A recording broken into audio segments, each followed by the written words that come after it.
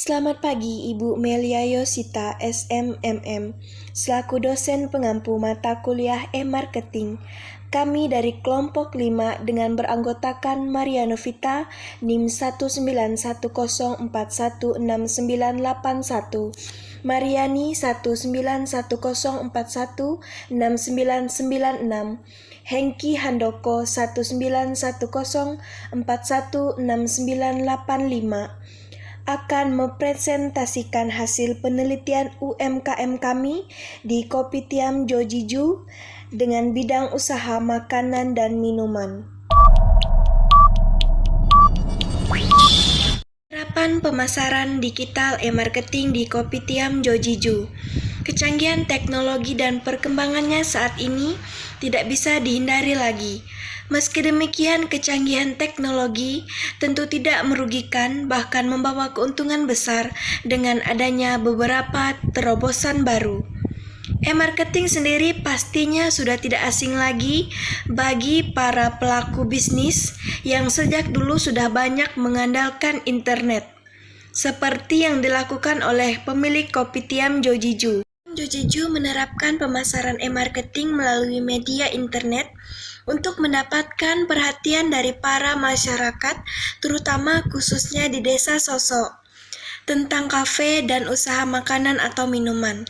Kopitiam Jojiju menggunakan media sosial yang sangat populer di Indonesia, yaitu Instagram, Facebook, Gmail, WhatsApp, bahkan YouTube. Kopitiam Jojiju menggunakan dan memanfaatkan media tersebut dikarenakan sangat potensial untuk meningkatkan skala bisnisnya agar dapat menjangkau lebih luas calon konsumen.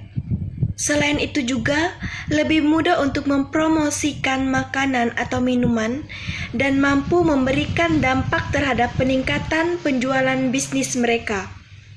Tidak hanya itu, pemilik juga menyediakan marketplace untuk pemasaran usaha makanan dan minuman melalui Facebook. Hal ini juga memungkinkan pemasaran bisa dilakukan dalam skala yang lebih luas dan jaringan tidak terbatas. Profil usaha Kopitiam Jojiju. Logo dari tempat usaha mikro kecil menengah UKM Kopitiam Jojiju.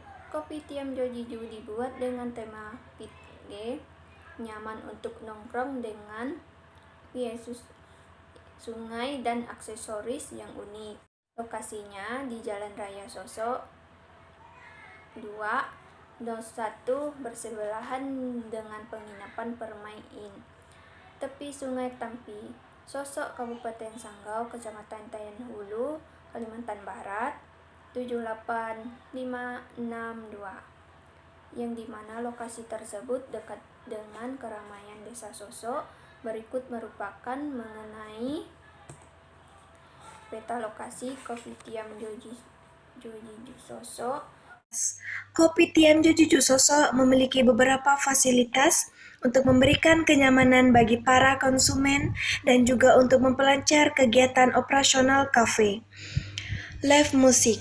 Kopitiam Jojiju Sosok menyediakan tempat khusus untuk para penyanyi pop, jazz, ataupun dangdut sebagai hiburan bagi para pengunjung yang biasanya diadakan pada malam hari atau event-event tertentu. Toilet. Terdapat 2 buah toilet yang dibagi untuk para pria dan wanita. Kapasitas. Kopitiam Jojiju Sosok memiliki kapasitas tempat duduk dengan total kemungkinan 120 orang. Kapasitas tersebut terdapat ruangan ber-AC, no smoking dengan kapasitas terdapat 15 orang, bagian smoking room dengan kapasitas lebih dari 50 orang. Parkir. Kopitiam Jojiju memiliki lahan parkir yang cukup luas. Fasilitas yang diperuntukkan bagi konsumen. Terdapat beberapa fasilitas-fasilitas yang mendukung proses produksi Kopitiam Jojiju, yaitu Hot Kitchen. Kopitiam Jojiju memiliki Hot Kitchen yang digunakan sebagai tempat produksi makanan yang dimana terdapat beberapa peralatan besar di dalamnya. Gudang penyimpanan. menyediakan gudang penyimpanan yang memiliki fungsi sebagai tempat untuk menyimpan berbagai makanan. Kopitiam Jojiju juga sudah memasarkan minuman dan makanan dengan harga terjangkau dan menu yang bervariatif. Jika ingin memesan makanan dan minuman secara online melalui marketplace, konsumen bisa langsung membuka Facebook yang sudah tertera atau bisa juga melalui nomor WhatsApp. Dikarenakan sekarang lagi musim pandemi COVID-19, Kopitiam Jojiju meluncurkan layanan baru, yaitu Kopitiam Jojiju Tapau, yaitu layanan pesan antar. Bisa melihat menu makanan dan minuman langsung di katalog secara online. Mereka menyiapkan berbagai macam menu makanan seperti yang ada di gambar.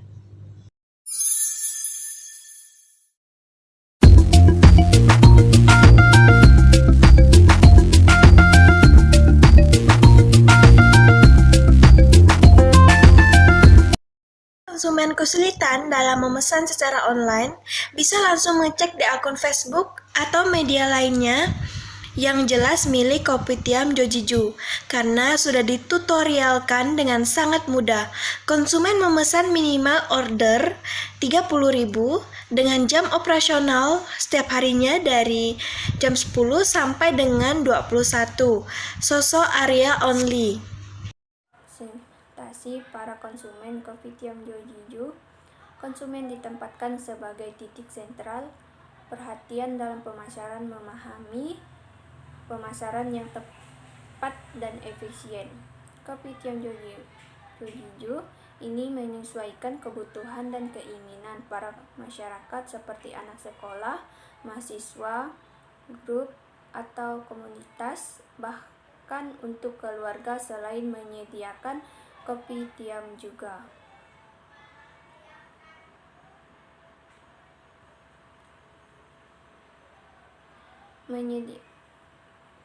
menyediakan makanan atau minuman serta ditunjukkan pula dengan fasilitas seperti ruangan yang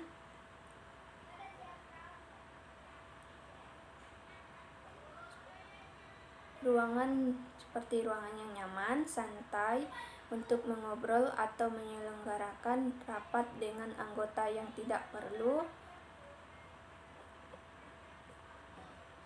banyak, serta adanya wifi stop kontak yang tersedia dalam jumlah banyak dan susunan yang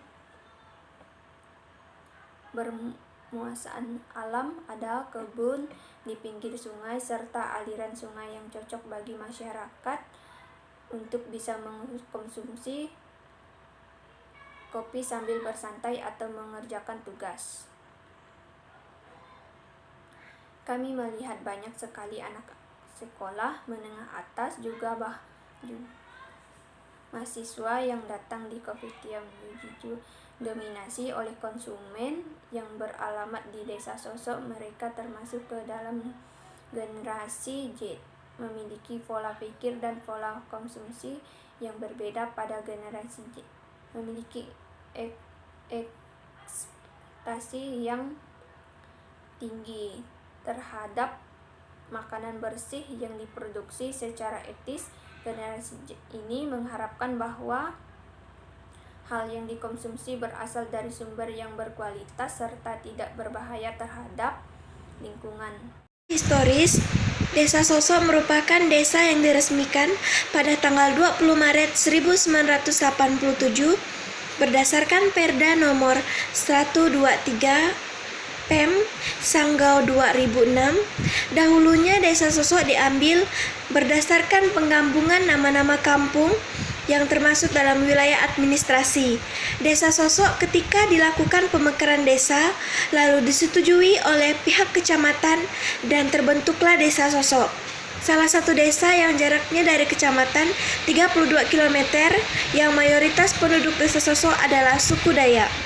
Kami menggunakan karakteristik demografi, yaitu jenis kelamin, usia, jarak Kopitiam Jojiju dengan tempat tinggal, dan waktu tempuh menuju Kopitiam Jojiju.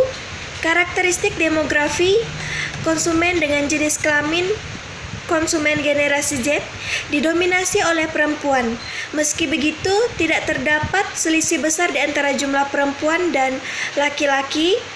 Berdasarkan usia konsumen Kopitiam Jojiju, generasi Z didominasi adalah kelompok usia 21 sampai 25 tahun dan disusul oleh kelompok usia 15 sampai 20 tahun.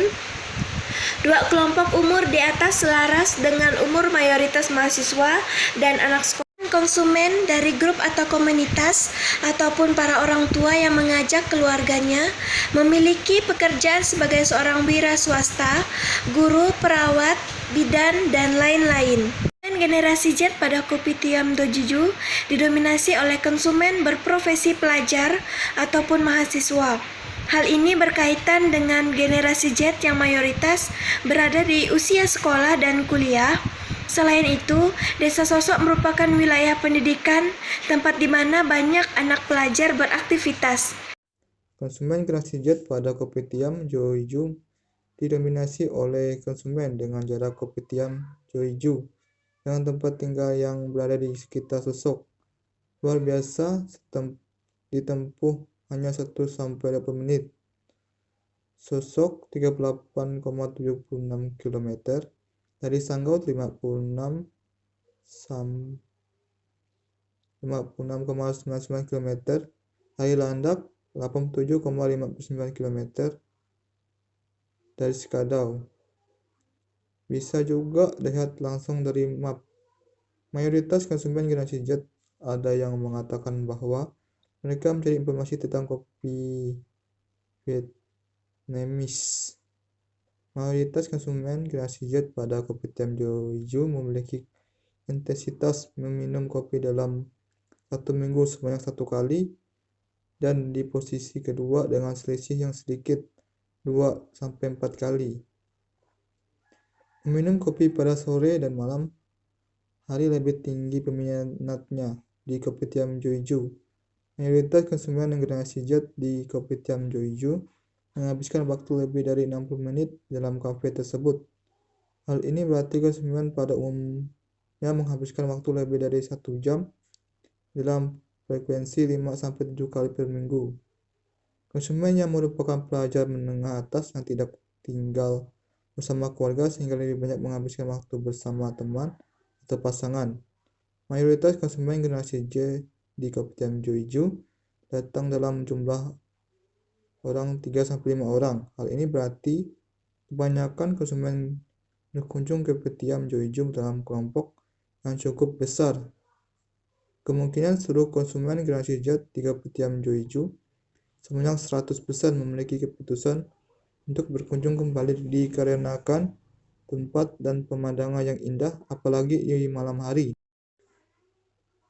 Konsumen berkumpul dan bersantai, yaitu desain tinggi dengan pencahayaan yang hangat. Namun selain konsumen generasi Z ada juga permasalahan yang terjadi terhadap Kopitiam Jojiju. Para konsumen lain mengetahui Kopitiam Jojiju hanya dari kebetulan lewat, dan sebagian konsumen tidak ada yang mengetahui Kopitiam Jojiju di media sosial, sedangkan Kopitiam Jojiju sendiri telah melakukan upaya pemasaran lewat media sosial.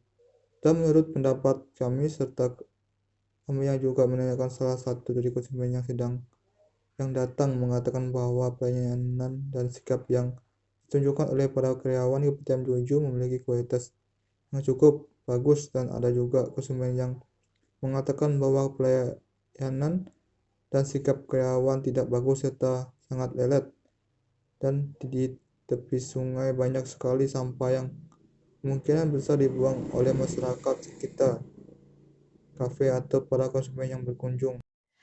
Kami mencoba memberikan saran-saran yang diharapkan dapat menjadi beban masukan dan pertimbangan bagi Kopitiam Jojiju.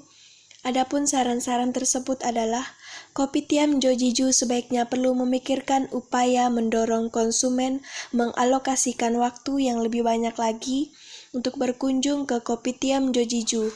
seperti dengan memberikan diskon pada jam-jam tertentu, misal pada saat makan siang, acara ulang tahun, dan lain-lain.